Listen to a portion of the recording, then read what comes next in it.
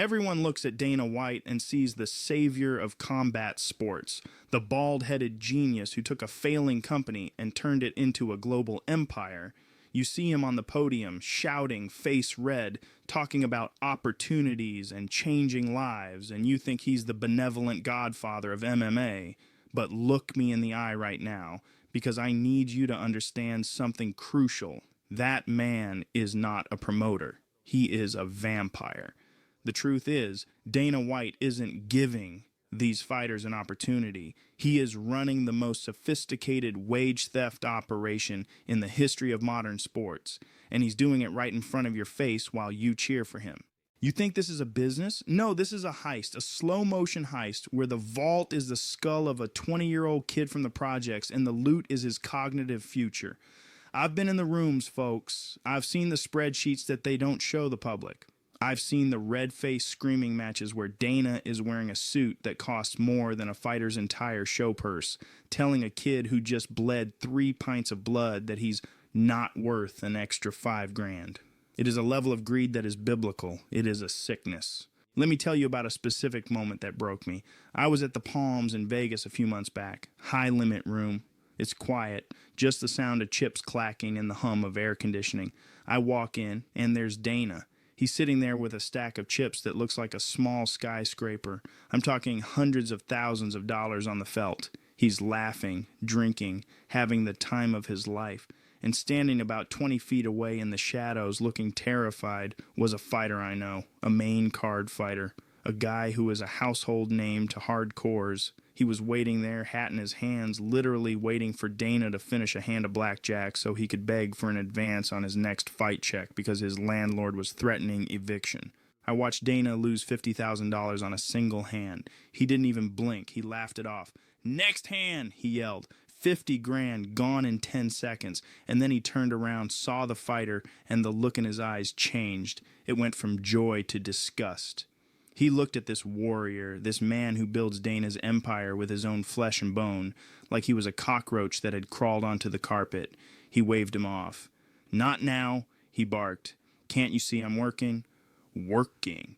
You're gambling away that kid's yearly salary on a gut feeling, you sick freak. That was the moment I realized it's not about business, it's about power. It's about keeping them starving so they have to eat from his hand. And the defenders, the company men, they make me sick. Oh, Dana takes all the risk. What risk? The risk of getting a paper cut while counting his millions? The fighters take the risk. They risk paralysis. They risk blindness. They risk never knowing their grandchildren because their brains are mush by age 50. And Dana, he takes a cut of the pay-per-view, a cut of the gate, a cut of the merchandise, and he throws them crumbs. He's stealing their value. Every time a fighter wears a generic kit instead of their own sponsors, Dana is stealing money out of their pocket. Every time the locker room bonus is handed out in cash so it's off the books and arbitrary, that is control, not generosity. I sat with a guy, let's call him Marcus, about 3 weeks ago, dark back room of a steakhouse in Vegas, way off the strip.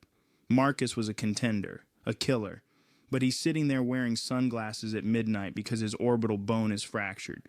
He slides a settlement sheet across the table to me. He's shaking, not from fear but from nerve damage. I looked at the number, after taxes, after the gym fees, after the manager takes his cut, after the medical bills that the organization promised they'd help with but didn't.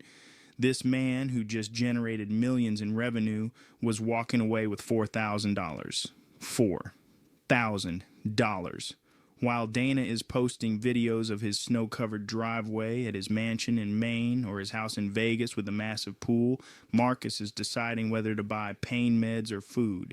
That is the reality. It is a feudal system. It is a plantation. And Dana is the overseer cracking the whip, convincing the world that the fields are a playground. He treats the money like it's his personal allowance. I've heard stories, verified stories, of Dana dropping tips to waitresses that are bigger than a prelim fighter's win bonus. Think about the psychology of that. He will hand a stranger $5,000 for bringing him a tequila, but he will fight tooth and nail to strip a fighter of a sponsorship deal that could feed his family. Why? Because if the fighter has their own money, they have freedom. If they have freedom, they can say no. And Dana White cannot handle no. He needs desperation. He needs you broke. He needs you broken. I remember walking into a locker room after a main event. The winner, was sitting on a folding chair staring at the floor. He had just broken his hand. I walked up to congratulate him, and he looked up at me with this hollow 1,000-yard stare. He whispered, "Joe, I can't afford the surgery." The winner, he was calculating the cost of the titanium plate versus the bonus he didn't get because Dana wasn't impressed with his performance. Impressed. You want to be entertained? Go to the circus. These are human beings engaged in the most dangerous sport on earth, and you're judging them like they're dancing monkeys? Performance. That's the word they use to steal from you. It wasn't a good performance, so you don't get paid. Imagine a construction worker building a skyscraper, risking his life on a beam 50 stories up, and at the end of the week the boss says, "Hey, I didn't like the way you swung that hammer. No paycheck this week. You'd burn the building down." But in the UFC, you say, "Thank you, boss," and you beg for another chance because he holds the keys, he holds the contract, he owns you. I've had conversations with executives off the record where they laugh about it. I was at a party in the hills, glass walls overlooking the city. One of these suits, a Dana loyalist, 3 scotches deep, leans in and says, "The best thing about fighters is they're bad with math. You give them 10 grand in cash, they think they're drug dealers. They don't realize we made 10 million off their back that night." He laughed. It sounded like a cash register opening in a morgue. That is the philosophy. Keep them hungry. Keep them stupid. Keep them loyal. It's a cult. And Dana is the charismatic leader who convinces you that the Kool-Aid is actually vintage wine. He stands between 2 giants staring each other down, puffing his chest out like he's the alpha. He's not the alpha. He's the parasite. He feeds on their courage. He wraps himself in their toughness because he has none of his own. He's a boxer-size instructor who got lucky and turned into a tyrant. And the media, terrified. If you ask, "Hey Dana, why is the revenue split 15% for the fighters and 85% for the promotion?" you get banned, your credential gets pulled. So everyone stays silent. Everyone plays the game. And the theft continues. Day after day, fight after fight, brain cell after brain cell. It's evil. There is no other word for it. It is a systemic, calculated theft wrapped in the American flag and sold as entertainment. And I am tired of pretending it's not happening. I am tired of shaking hands with the thief and acting like I don't see the blood under his fingernails. You think the theft stops at the bank account? You think because the check clears eventually that the transaction is done? No. That is just the admission fee. What Dana is stealing isn't just currency. He is stealing the structural integrity of the human soul. He is stealing the twilight years of these men's lives. I want you to really process this. When a fighter signs that contract, they are essentially mortgaging their future sanity for a chance to pay off a Honda Civic today, and Dana knows it. He banks on it. I was at the Performance Institute a few weeks ago, late at night. The cameras were off. The shiny PR team had gone home. I saw a legend, a guy who built this company on his back in 2008, a guy whose face was on every poster, limping down the hallway. He wasn't limping because he had a fresh injury. He was limping because his hips are ground to dust. He stopped me, and he had tears in his eyes. He said, "Joe, they cut my insurance. I'm 42. I can't walk. And they told me I'm not an employee, so it's not their problem." Not their problem? This man bled for you. He gave you his cartilage, and you cut him loose like a used tire? That is the independent contractor scam. It is the greatest con in the history of labor. Dana screams about how they are partners. Partners share profits. Partners share risks. In this relationship, the fighter takes the brain trauma, and Dana takes the equity. That's not a partnership. That's a parasite attached to a host. And look at this power slap garbage. Look at it. This is the smoking gun. If you ever needed proof that Dana White does not care about human brains, that he views CTE as a marketing expense, look at that abomination. He is taking men who are desperate, paying them pennies, and telling them to stand still with their hands behind their backs and take a concussion. There is no defense. There is no art. It is a snuff film disguised as sport. And he's laughing. He's on the sidelines, red-faced, wheezing with laughter, while a man goes into the fencing response, his brain stemming, his eyes rolling back. Dana loves it. It feeds something dark in him. It's like he's running a gladiator pit in hell. I've looked into the eyes of the executives when they talk about this. They don't see people. They see assets, depreciating assets. Oh, Fighter X is looking chinny. He's damaged goods. Feed him to the young lion. Let's squeeze one last highlight reel knockout out of his corpse before we throw him in the trash. It is calculated slaughter.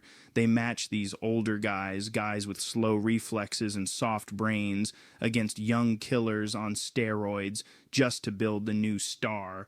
They are feeding the old generation to the new one to keep the machine oiled with fresh blood. And who cashes the check? The bald man in the box suite. And let's talk about the fear. The omerta. I know managers, big managers, who are terrified to speak up. If they advocate too hard for their fighter, Dana blacklists the whole gym. Oh, you want more money for your guy? Fine. None of your fighters get on the next card.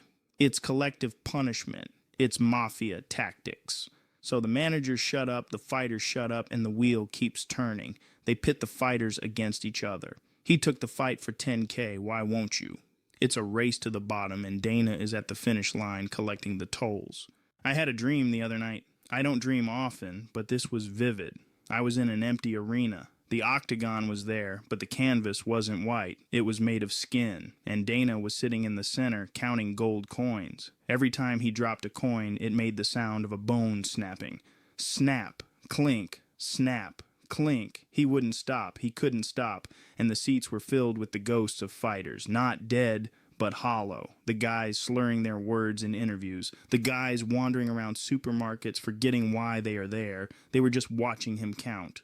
This is where we are heading. We are going to see a wave of tragedy in 10 years that will make the NFL concussion crisis look like a joke.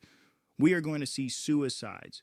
We are going to see domestic violence cases spiked by frontal lobe damage. We are going to see homelessness among former champions. And where will Dana be? He'll be retired. He'll be on an island. He'll be insulated by a wall of lawyers and a mountain of cash that he extracted from the skulls of the poor. Do you understand the magnitude of this? It is the ultimate capitalist nightmare, the extraction of life force for quarterly earnings. And the worst part is, we are complicit.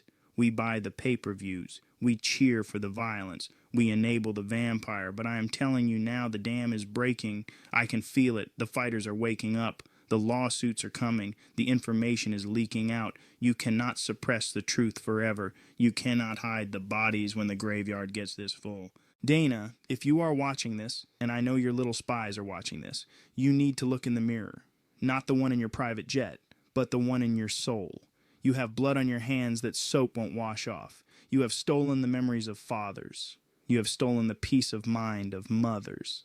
You have taken the beautiful art of combat and turned it into a factory farm for brain damage. And to the viewers, don't look away. Don't just consume the product. Look at the trembling hands. Look at the slurred speech. Look at the poverty of the men who gave you the best nights of your life. Recognize the system for what it is. It is a machine, a grinder, a beast. They are going to try to take this down. They're going to throttle the algorithm. They are going to say, I'm crazy. They always say I'm crazy when I get too close to the flame, but I don't care anymore. The screams are too loud. The silence of the forgotten is deafening. Share this. Archive this. Because the truth is the only weapon we have left in a world owned by liars. It's evil. There is no other word for it. It is a systemic, calculated theft wrapped in the American flag and sold as entertainment. And I am tired of pretending it's not happening. I am tired of shaking hands with the thief and acting like I don't see the blood under his fingernails.